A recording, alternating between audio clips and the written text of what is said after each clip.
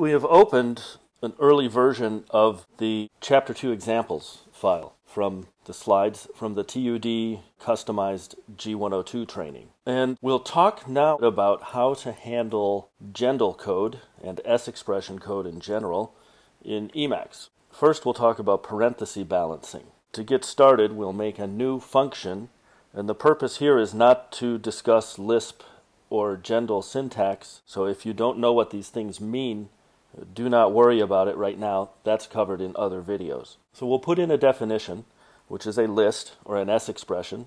The definition, square of a number, and multiply the number by the number. But again, do not worry if you don't understand the meaning of this exactly. We're just talking about how do you edit it. Now notice when I close these parentheses, it shows me the balancing parenthesis.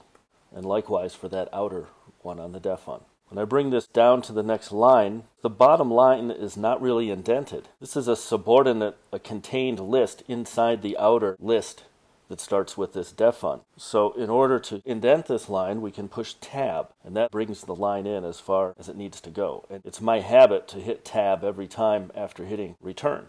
Hit return and tab to line up the next row. But if for some reason you have a form which is not indented properly, and you don't want to have to go through with tab on every line to do this in one shot, put the point at the beginning parenthesis of the form and Control Meta Q. Control Meta Q lines everything up.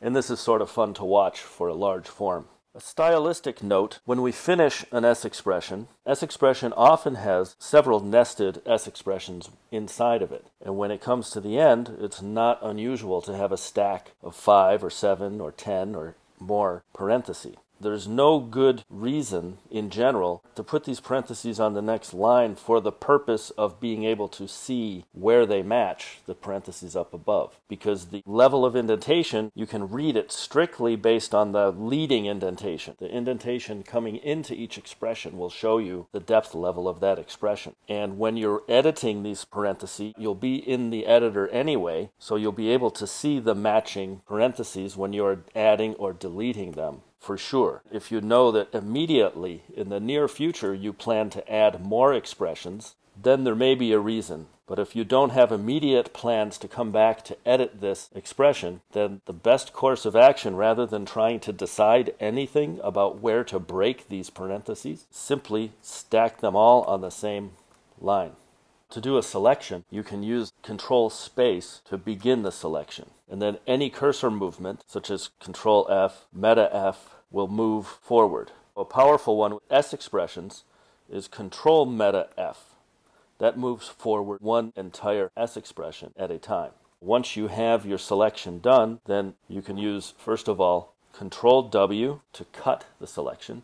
And now we'll undo that, Control X U. Now we'll make another selection, and Meta W will copy that selection. Now to yank or paste the selection somewhere else, we first of all move the point to where you want to do the paste, and then Control Y will paste the selection. If I follow this immediately by Meta Y, it will paste the previous, either copied or cut selection. If I do Meta Y again, it will go to the previous, and the previous, and the previous, and so on, until it cycles back to where we started. We saw a little bit on moving forward when making a selection, but in general, to recall, in order to move the point forward, you can go one character at a time with Control F, a word at a time with Meta F, an entire S expression at a time with Control Meta F. And likewise, Control Meta B will move backward by an entire expression. Meta B will move backward by one word, and Control B moves backward by one character.